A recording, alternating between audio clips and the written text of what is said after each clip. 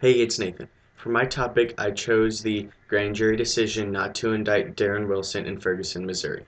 I got my information from Fox News and MSNBC. Basically, what happened was Officer Darren Wilson shot and killed unarmed black man Michael Brown. Many feel that justice was not served and that the system is set up so that white police officers can walk free after shooting black males, or blacks in general. But now here are the reasons why Darren Wilson was not indicted.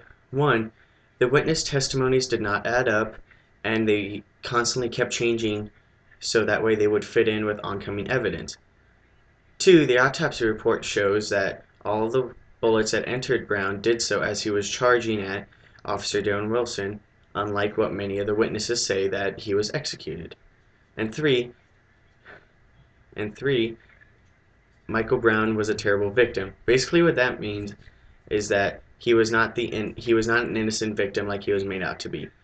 He had robbed a liquor store just a few minutes earlier, and he also had marijuana in his system, which is illegal. These are the reasons why Darren Wilson was not indicted and that the system is not broken. Okay.